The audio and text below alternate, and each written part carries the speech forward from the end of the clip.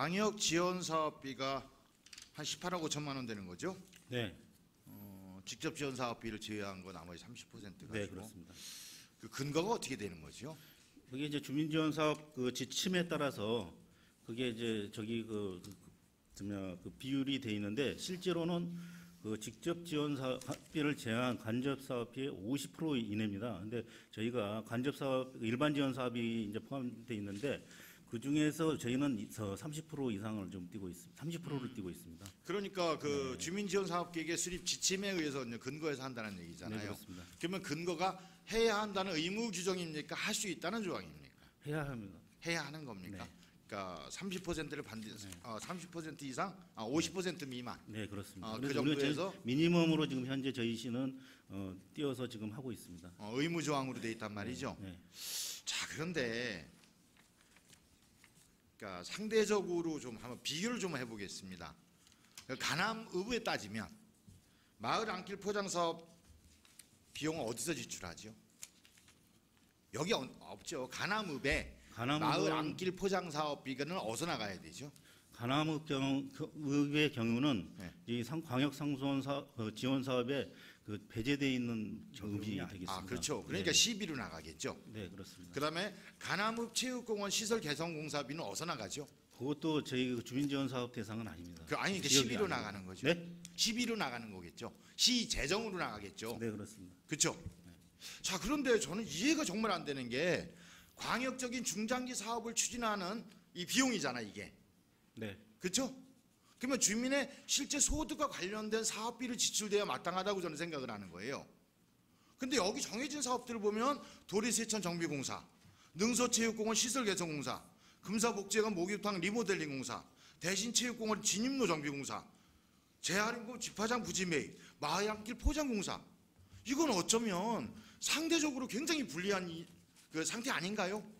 그게 지금 광역 주민지원 사업은 물론 소득 증대 사업도 있지만 복지 증진 사업, 기타 뭐 유경 사업 여러 가지 사업이 있습니다. 아, 그게 아니라는 게 아니에요. 네.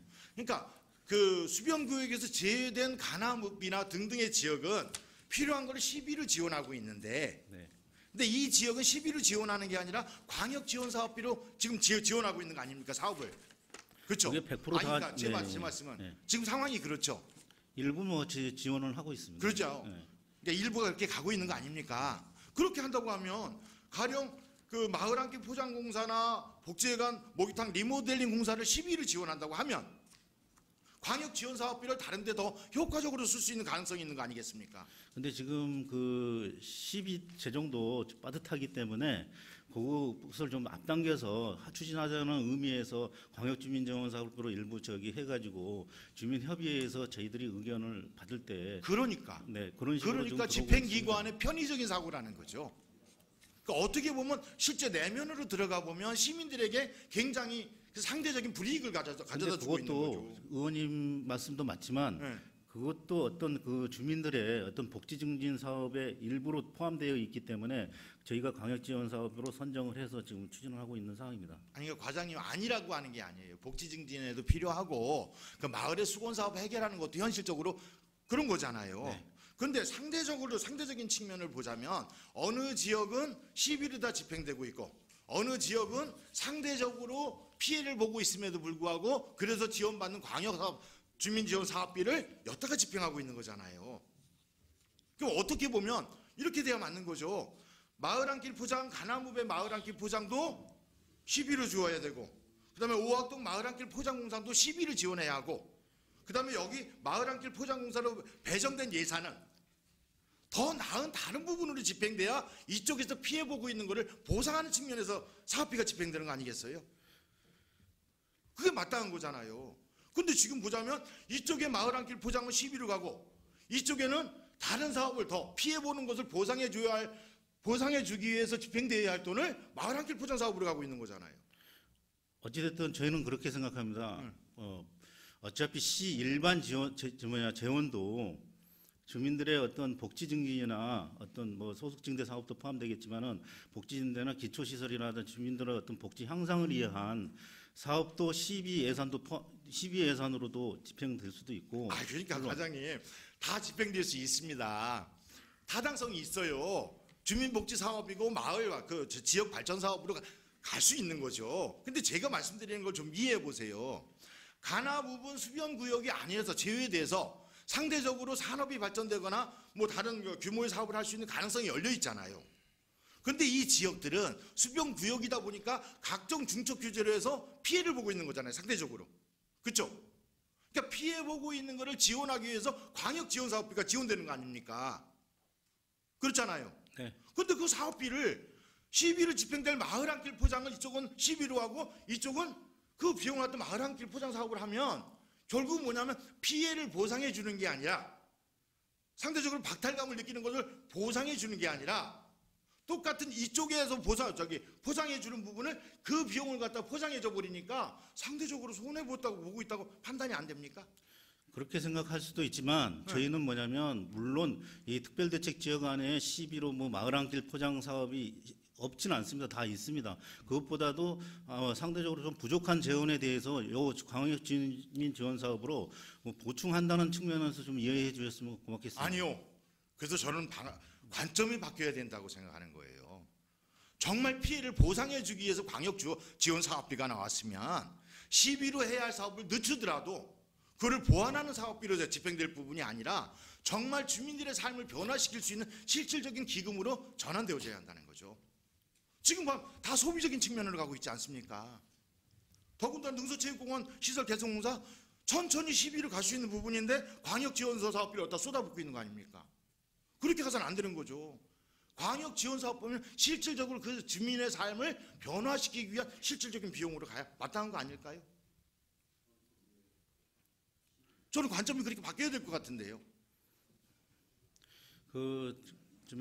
어쨌든 그 주민복지 증진이나 소득 증대 사업은 우리가 광역 지원 사업비로 추진을 하고 있지만 의원님이 말씀하신 부분에 대해서도 충분히 공감이 되고 그런 부분이 시비로도 물론 투자를 되지만 광역 지원 사업비는 또 시비를 하더라도 부족한 사업에 대해서 또 일부 광역 지원 사업으로 지원할 수 있는 그런 제도적인 상황이고 특히 말씀드린 그 의원님이 말씀하신 대로 주민들이 직접 그 피부로 느낄 수 있는 복지 증진이나 소득 증진 사업도 저희가 적극적으로 발굴해서 앞으로도 할 계획으로 좀 하겠습니다. 아니, 하는 거 좋은데요. 이제 과장님 그 설명을 하시려고 하지 말고요. 제가 제기하는 문제는 관점의 문제를 보는 거예요.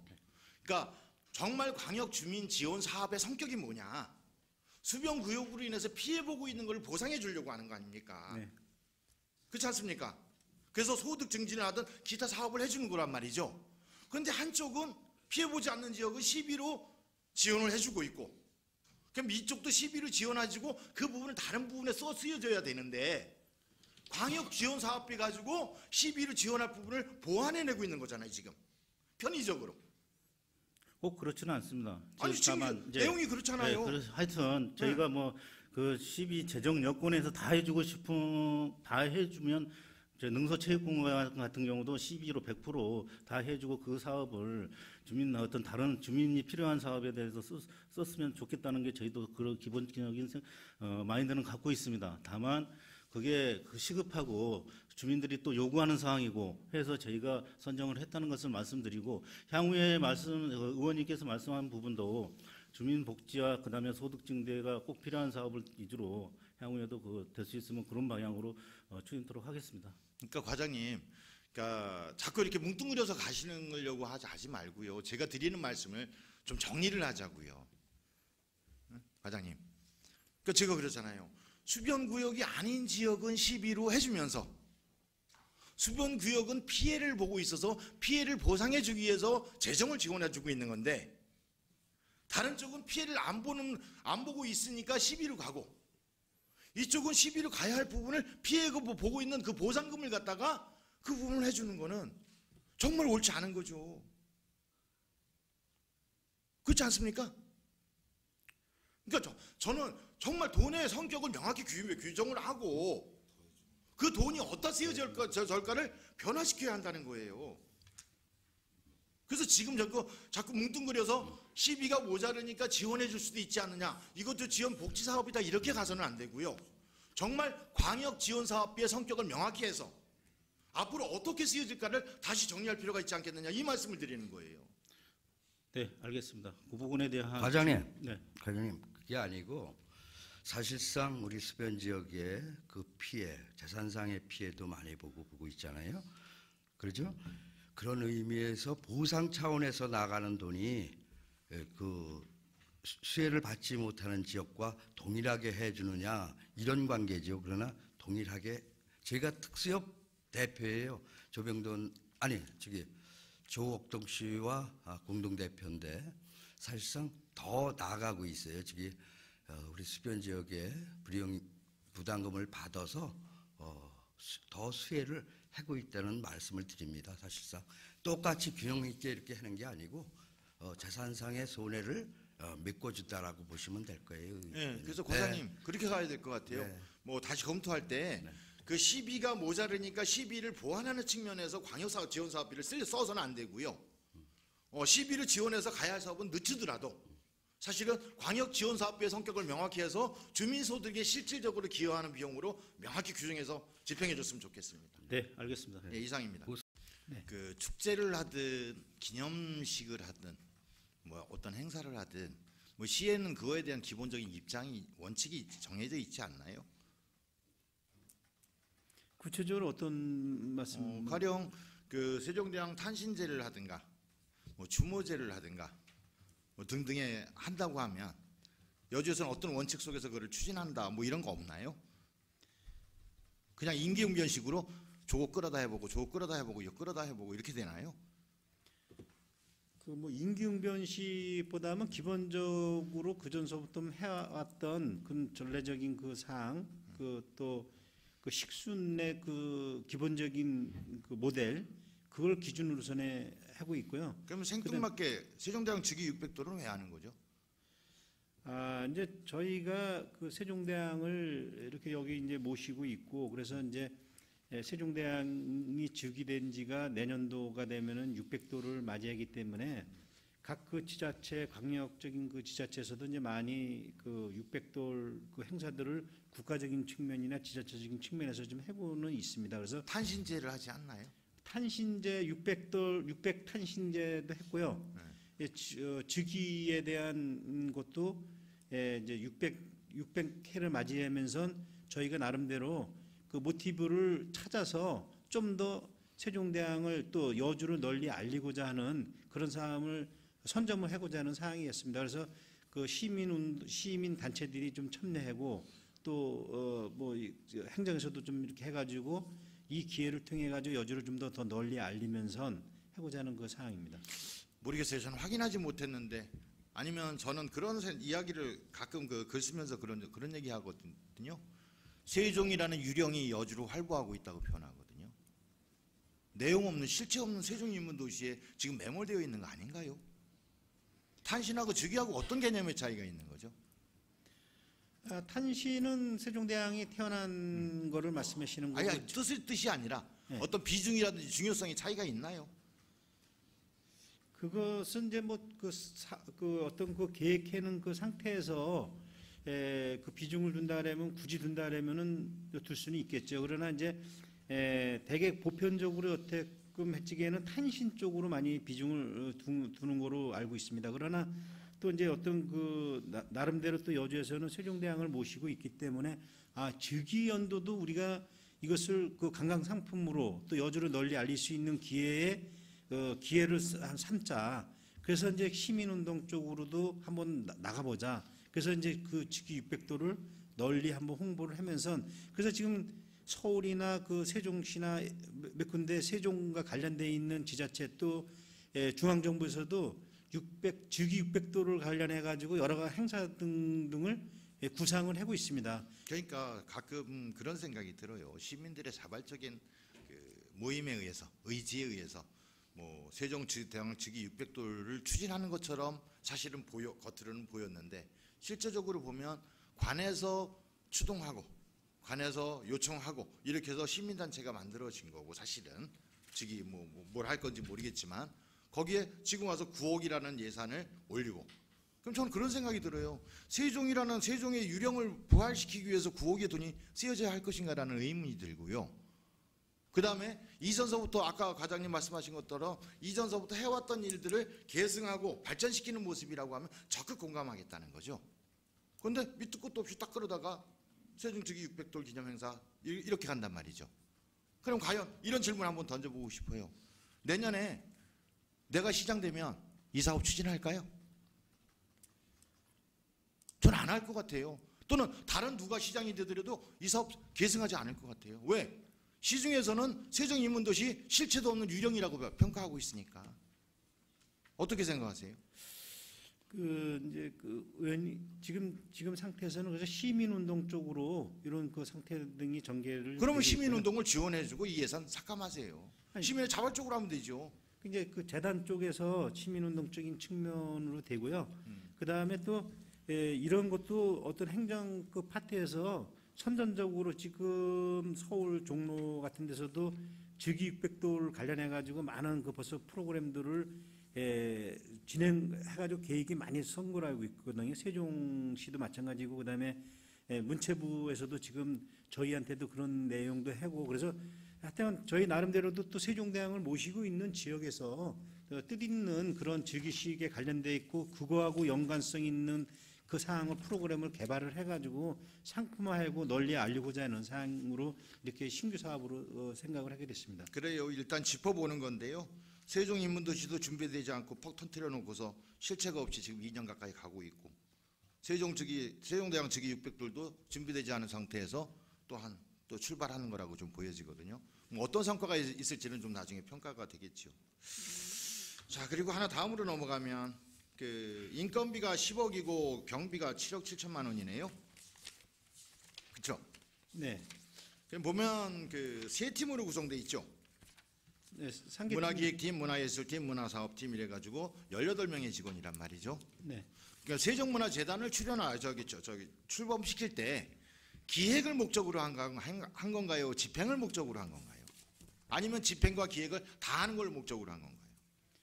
모든 것 그 어떤 거 하나 특정적인 그 사항이 아니라 모든 그 사항에 다 그 혼용적으로 조화스럽게 추진하고자 인원 안배나 뭐 이런 거 관계권. 그러면 지금 그 결론 그러니까 과장님 말씀대로 하면 여주 세종문화재단이라는 것이 모든 것을 기획하고 집행까지 같이 하는 걸로 생각해도 되나요? 그렇습니다. 문화기획팀이 그래서 7명, 문화예술팀도 7명. 그때 의원님께서도 말씀하시기에 예술 분야가 너무 인원이 적다. 그래서 문화예술팀에도 7명을 배정해가지고 예술 쪽으로 진흥 발전을 해고자 7명 정도로 이렇게 배정을 해서. 자, 그럼 뭐 본론으로 가면은요. 여주 오곡나루 축제 그 농업기술센터에서 주관했었죠. 네. 여주 농업기술센터 직원이 몇 명이죠? 직원은 대강 한 거기 과적인 측면 한 40명 정도. 40명 정도 되죠. 이상. 예, 예. 그러면 네. 오곡나루 축제 할 때 40명이 거의 달라붙지 않았나요? 제가 보기에는 그 40명 이외에 본청의 직원들도 지원을 나간 걸로 알고 있는데 그렇지 않나요? 이제 기술센터에서도 전체적으로 그 소장님과 과장님들 전체적으로 이제 했지만은 실질적으로 중점적으로 하는 또 과의 팀에서 운영을 하고 있고. 그러니까 물론 타 팀에서 운영을 했는데 협력을 하고 나머지가 있고요. 전체가 그 협력 체계로 운영되죠. 예. 그 오곡나루 축제를 치렀잖아요. 예, 협력을 하고 있고요. 네. 직원들의 그 지원 관계권은 자발적으로 지원을 해가지고 봉사활동 쪽으로 신청을 받았습니다. 그러니까요. 네. 그러니까 저는 뭐 옳다 그르다 따지는 게 아니에요. 지금 보면 기술센터, 농업기술센터의 한 팀에서 축제를 담당해서 진행을 했단 말이에요. 그런데 40명 되는 직원들이 거의 오곡나루 축제를 성사시키기 위해서 지원 체계를 갖단 말이죠. 그리고 지금 과장님 말씀하신 것처럼 나머지 본청의 직원들도 자발적이 됐든 뭐 자원이 됐든 요청을 받았든 상당히 많은 지원을 해줬단 말이죠. 그래서 오곡나루 축제가 성공적으로 마무리됐습니다. 자, 그런데 제가 확인했잖아요. 여주 세종문화재단의 직원 18명이 다 합쳐도 18명이거든요. 여기서 어떻게 기획하고 집행하고 같이 할 수 있는 건지 한번 설명 좀 부탁드리겠습니다. 예, 이제 시차가 좀 있습니다. 도자기 축제는 4월과 5월에, 그리고 오곡나루는 10월 말에 이렇게 시차가 있기 때문에 지금 그래서 직원이 3명이 파견이 나가서 6급 1명에 7급 2명이 났고 축제를 했던 직원이 1명이 나갔고 또 예산을 달았던 직원 이렇게 해가지고 가지고 있습니다. 그래서 제가 생각으로는 그 팀에서 중점적으로 모든 계획과 실행 계획을 하고 나면은 같이 그 다른 옆에 팀에서 협력 관계를 유지해 나가고 그 다음에 기본적으로 또 그 축제 추진위원들이 기존적인 축제 추진위원들하고 협력 관계를 하고 나간다면은 크게 이렇게 뭐 문제가 없다고 저는 생각이 들어지고 특히 제가 또 도자기 축제를 좀 추진을 해본 그 상황에서 거기서 팀이 나가가지고 그냥 중추적으로 그 도의 팀의 담당 계장과 직원들이 중추적으로 합니다. 왜냐하면은 옆에서 도와준다 하더라도 도리어 그 일이 그렇게 되는 상황이 아니거든요. 소프트적인 거 사항이나 하드적인 그 사항도 모든 게 중추적으로 하고 있는 팀에서만 컨트롤 한다라면은 모든 축제는 다 될 수 있다고 생각이 들어지고 그러면 특히 전문가들이 구성돼 있기 때문에 저는 가능하다고 생각이 들어집니다. 그러면은요 한 가지만 확인할까요? 내년에 오곡나루 축제가 됐든 그 여주 도자기 축제가 됐든 관련 부서의 지원 일체 안 받는 거죠. 공직자들의 지원 안 받는 거죠.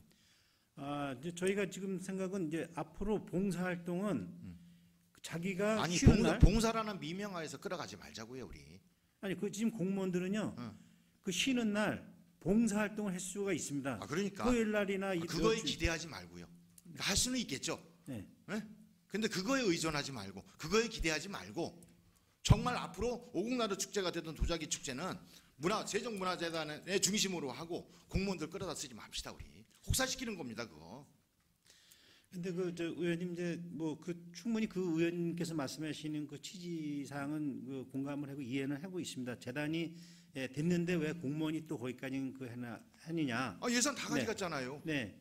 이제 그런데 하여튼 여주에서 이 큰 행사가 여주를 널리 알리고 있기에는 또 어떻게 보면 공무원으로서는 또 이렇게 같이 협력할 수 있는 상황. 그러니까요 근데 과장님 그렇게 뭉뚱그려서 가지 말고요. 네. 과장님 뭉뚱그려서 가지 말고 예산 한 푼도 남겨주지 않고 다 가져가는 거잖아요. 옮겨가는 거잖아. 그럼 이 예산이 기술센터에 있을 때 기술센터에서 온전하게 다 치렀잖아요. 그렇죠? 네. 근데 그것만 가져간 게 아니라 직원들하고 인건비 17억 7천만 원 또 들어갔단 말이죠. 그렇지 않습니까? 네. 17억 7천만 원이 들어갔으면 사업비를 전부 가져간 것과 더불어서 인건비까지 들어갔다면 거기서 온전하게 다 치를 수 있어야죠. 알겠습니다. 하여튼 그런 의원님께서 말씀하신 그런 추가적으로 인건비 18명 또 이사님들 또 어떤 기구가 또 형성되고 그러기 때문에 하여튼 그 재단에서 최대한도로 그 행사를 소화시킬 수 있게끔 이렇게 나갈 것입니다. 그렇게 해줬으면 좋겠어요. 애초에 이 문제를 제기할 때 저는 그 세종문화재단이 기획 능력을 최대한 강화시켜가지고 그리고 그 기술센터가 됐든 지역경제과가 됐든 거기서 맡았던 사업들을 지속하면서 제대로 원칙을 가지고 또 지침을 가지고 또는 기획 능력을 갖고 지원해 줌으로써 뭐 사업 축제의 발전을 뭐 가져와야 된다고 생각했는데 지금 보니까 사업비 다 가져가네요. 모든 게 문화재단에 집중이 되면 문화재단 중심으로 가야 하고 이제 공직사회하고 절연해서 자발적인 지원은 가지만 거기에 의존하지 않는 거 뭐 말씀하셨으니까 그렇게 해주시길 부탁드리겠습니다. 예, 그렇게 가야지만 또 재단이 건전하게 또 성장할 수 있다고 생각이 들어요. 예, 이상입니다. 공직자가 860명이 넘었죠. 네, 지금 현재 843명입니다. 843 명. 60명 아직 안 넘었나요? 네. 근데 아까 말씀하신 거 보면 그러니까 5세 아이들을 기르고 있는 그 우리 공직자가 아이가 130에 140명이 대상이 된다고 말씀하셨잖아요. 네. 지금 우리 그 직장 어린이집 우리 직장 어린이집이 귀족 어린이집인가요? 그렇지는 않습니다. 예전에 그 문제가 제기됐었죠. 처음에 2015년도에 개원할 때 아마 그런 얘기가 좀 나왔던 것 같습니다. 귀족 어린이집은 아니죠. 아닙니다. 그러면 더 확장해도 되잖아요. 글쎄요, 어제도 말씀을 드렸지만 지금 현재 그 현 부지에서는 좀 어렵고요. 그러니까 제2의 제2의 뭐 직장 어린이집 만들어도 되는 거잖아요. 네, 조회를 더 그렇게 검토를 해볼 것. 그 홍콩에 그 공직자들이 5년마다 재임명을 받거든요. 근데 홍콩의 공직자들이 예우가 엄청나게 좋다리죠. 들어보셨어요? 글쎄요, 못 들어보셨어요? 네. 대개 이제 공직자들이 시민을 위해서 봉사하는 거잖아요. 네, 그렇습니다. 뭐 생계를 유지하는 수단일 수도 있겠지만 사실은 한 국가를 유지하고 운영하고 발전시키는데 공직자들이 굉장히 역할이 중요하죠. 네. 그래서 그러면 공직자들이 되게 편안해야 되거든요. 그러니까 홍콩을 예로 든 이유가 그 공직자들에게 최상의 예우를 해주면서 곁눈질하지 말라는 거죠. 그러면 적어도 우리 그 여주시 공직자라고 하면 자기 생활의 안정성은 보장되어져야 한다는 좀 생각이 들거든요. 네. 그래서 최초에 말씀드렸던 거 귀족 어린이집 아니라고 이제 평가가 됐으면 과감하게 제2의 직장 어린이집도 또 만들 필요가 있다고 생각이 되고 그냥 검토하겠습니다가 아니라 정말 적극 추진하는 게 지금 시점이 필요한 거 아닌가 이런 생각이 듭니다. 그 처음에 그 2015년도 개원할 때도 이제 민간집하고도 좀 성충관계가 있어가지고 그때도 좀 문제점이 있었던 것 같은데요. 아까도 말씀드렸지만은 필요성을 느끼고 있기 때문에 추후에는 제2의 직장 어린이집을 검토하지 않을까 그렇게 판단하고 있습니다. 네, 검토해 줬으면 좋겠고요. 네. 좀 순서가 뒤바뀐 것 같아서 하나 말씀을 드려야 될 것 같은데 뭐 지금 과장님 마음속에는 재이탁하겠다고 생각하고 계신 거잖아요. 예, 그 저희 조례도 일에 한해서는 재위탁을 줄 수가 있기 그러니까 때문에 일에 또 한해서 예. 재이탁을 줄 수 있으니까 마음속에 지금 재이탁 주겠다라고 생각하고 계신 거 맞잖아요. 네, 평가에서도 좋은 평가가 나왔기 때문에 그러면은요. 아니 그러니까 제가 잘못됐다고 하는 게 아니라 네. 그러려고 하셨으면 적어도 이 직장 어린이집에 대한 평가서를 우리 의원들한테 먼저 제공했어야 맞다고 생각이 들어요. 그러니까 지금까지 3년 동안 했는데 2015년도 운영했을 때 평가가 이 정도 됐고 2016년도 평가했는데 이 정도 됐고 2017년 운영했는데 이 정도 평가가 돼서 재이탁하는 게 바람직하겠습니다라고 이 서류를 미리 제출해 주셨으면 오히려 바람직한 모습 아니겠는가 이런 생각이 들거든요. 네, 근데 절차가 이제 그 재위탁을 신청은 3개월 전에 하게끔 되어 있고요.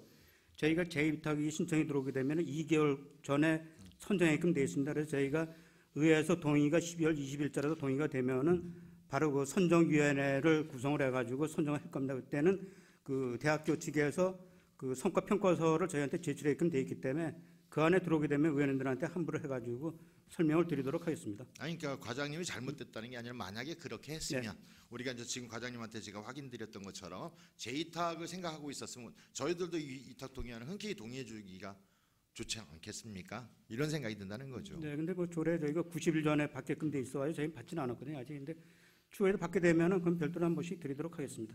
그리고 또 한 가지 그 9명의 교직원이잖아요. 네. 여기에 들어가는 인건비가 어느 정도 됩니까?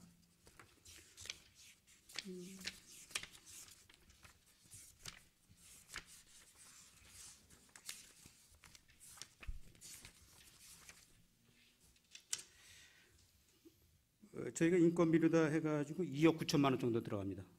근데 여기 지금 민간 위탁 소요 예산하면 2,200만 원으로 돼 있거든요. 저희가 지원해 주는 게 그 보건복지부에서 지정해 준 거 보면 영역보육법에 보면은 그 직장 어린이집을 운영할 때는 그 사업자 부담하는 게 100분의 50 부담하게끔 되어 있습니다. 그래서 저희가 50%를 부담을 하는 건데요. 그 현재 보육료 받는 게 한 1억 7,900만 원 정도 됩니다. 그래서 그러니까 그 중에서 부족되는 거를 우리가 그 이 민간 위탁에 2억 2천만 원이 들어가고 예. 보육료를 받아서 나머지를 해결한다는 얘기네요. 예, 그렇습니다. 1억 그럼 정확히 7,900만 2억 원. 9천이라고 말씀하셨나요? 1억 7,900만 원이요. 아니 인건비가 예. 2억 9천만 원이요. 2억 9천만 원이요. 그럼 우리 공직자하고 비교했을 때 어느 정도 되죠? 글쎄 봉급 수준이 뭐 한 80%에서 90% 되지 않을까 그렇게 그렇습니다. 되겠죠. 예. 그러면 여주 대학교 산업협력단 네. 민간 위탁을 받아서 수탁을 해서 운영하는 사람들에게는 수익이 남나요? 어떻게 되나요? 그 비영리 법인이기 때문에 수익은 없습니다. 수익이 없나요? 네. 그냥 그 형태에서 더 수입과 지출이 거의 비슷하다고 판단되어야 되나요? 네, 그렇습니다. 그러면 결국 그 과장님이 말씀하신 민간 위탁의 효과가 틀린 거죠. 그러니까 뭐냐면 민간의 지식과 경험을 활용한 보육시설 운영의 전문성을 확보한다고 하셨는데, 그러니까 적어도 우리 공직자의 7, 80% 많아야 90%도 안 될 것 같은데 어떻게 보면 저임금 구조란 말이죠. 이 속에서 전문성 확보할 수 있나요? 그래도 민간 어린이집보다는 좀 높은 축에 들어가는 거거든요. 저희는 그 2억 2천만 원을 보전해 주기 때문에 민간 어린이집보다는 인건비가 높다고 판단합니다. 그러면 결국은 뭐냐면 그 민간 어린이집을 상대로 해서는 높은데 뭐 객관적으로 우리가 바라볼 때는 낮을 수도 있다고 평가될 수도 있는 거잖아요. 제가 왜 이 말씀을 드리냐 하면은요.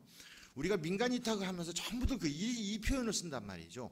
민간의 지식과 경험을 활용한 보육시설 운영의 전문성 확보라고 얘기하는데 뒤집어서 말씀드리면 뭐냐면 우리가 직장 어린이집을 직접 운영하면서 거기에 공직자들이 전문성을 갖고 지속성을 가지면 오히려 더 유용하게 활용할 수 있는 부분이라고 전 얘기하거든요. 그렇게 될 수 있는 부분이잖아요. 이것은 가령 우리가 위탁을 줬다가 위탁이 3년에 끝나고 다른 기관이 또 와서 위탁을 하게 되면 또 다른 사람들이 와서 근무해야 되는 거잖아요. 그럼 오히려 전문성과 지속성, 안정성은 오히려 떨어지는 거죠. 민간 위탁을 주게 되는 부분이. 근데 그렇게 되면 이제 고용 승계를 받기 때문에 뭐 원장만 바뀌는 거지 보육교수는 바뀌지 뭐 않는 우리가 것 장담할 수 같고요. 없는 거죠. 원장이 바뀌면서 협력단 자체가 뭐 수탁받는 기관이 달라지면 승계될 수도 있지만 또 변화될 수도 있는 아니, 거죠. 저희는 그거 조례에다 명시해놨죠. 고용 승계하게끔 명시를 해놨기 때문에 원장은 그 운영자가 위촉을 하지만 임명을 하지만은 그 보육교수에 대해서는 고용 승계받게끔 저희가 조례에 명시를 해놨습니다. 그리고 그래요? 그럼 네. 또 한 가지를 확인하자면 우리가 기준인건비 제도인가요 지금? 네. 기준인건비 제도에서 우리가 위탁 주는 기관들 이 부분을 공직자로 범위로 포함시키지 못하는 이유가 뭐죠? 그 명확하게 답변드리는데 뭐 저희는 이제 기준인건비는 이제 행안부에서 기준인건비 그 저기 가드라인 내려오기 때문에 그런 문제가 있는 것 같은데요. 근데 전 굉장히 이상해요. 그러니까 기관들을 우리가 민간 어린이집이든 뭐든 아니 그러니까 직장 어린이집이든 뭐든 우리가 위탁을 주는데 그 비용이 그대로 나가고 있어요. 그 비용 가지고 공무원을 고용해서 운영하면 되는데 똑같은 돈을 지출하고 있으면서도 이게 안 되는 이유가 전 도저히 이해가 안 되거든요. 지금도. 만약에 이 부분이 우리가 지출하는 비용의 절반이든가 3분의 1밖에 안 되고 나머지 부분을 그쪽에서 유지할 수 있다고 하면 민간 위탁 주는 걸 충분히 이해할 수가 있어요. 근데 똑같은 돈을 주면서 기준인건비제에 묶여가지고 고용할 수 없다, 직영할 수 없다. 이렇게 되고 있는 게 전 아직도 이해가 안 되거든요. 왜 그러죠? 비용은 똑같이 나가고 있는 거잖아요. 지금 아까 그 과장님 말씀하셨듯이 인건비가 90%가 됐든 80%가 됐든 우리가 2억 2천만 원을 지원하고 있잖아요. 그러면 그 돈이면 우리가 직영해도 하등 장려를 받을 수 있는 게 아니거든요. 글쎄, 근데 뭐 공무원들은 뭐 그 업무에 종사한다 해서 계속 근무하는 것도 아니고 또 순환 보직되게 되면은 어떻게 보면 연속성이 좀 떨어지는 것 같은 느낌이 드는 거고요. 아까도 말씀드렸지만은 효과라는 게 뭐 대학교라는 게 전문 교육기관이기 때문에 그쪽에서 유경 사업을 하는 게 제 입장에서는 낫지 않을까 이렇게 판단하는 겁니다. 그래요. 그런데 이제 한 가지 고민할 거는 그 스웨덴, 핀란드, 네덜란드, 덴마크 이런 나라들은요 어린이집 교사나 유치원 교사 다 공직자입니다. 그렇게 채용해서 공무원으로 해가지고 직업 신분 보장해주고 그 일에 전문성을 갖고 있거든요. 그러니까 우리는 왜 못하는지 뭐 그게 좀 안타깝습니다. 이상입니다. 그 우리나라 기업가들이 보통 그 그 국가의 공적 자금을 빼내서 쓰지 못하면 바보라고 얘기들을 하거든요. 그리고 또 그 은행에서 대출 받아서 사업을 못하면 무능하다고 얘기를 하거든요. 근데 돌려서 그 관에 사업을 받아서 하면 그 노났다고 표현을 하거든요. 그리고 예전에는 지금은 모르겠어요. 지금은 예전에는 그 농로포장공사를 받으면 50%가 남느니 막 이런 얘기도 나왔어요. 제가 왜 이 말씀드리는지 아세요? 우리 여주시청의 돈이 눈먼 돈인가요?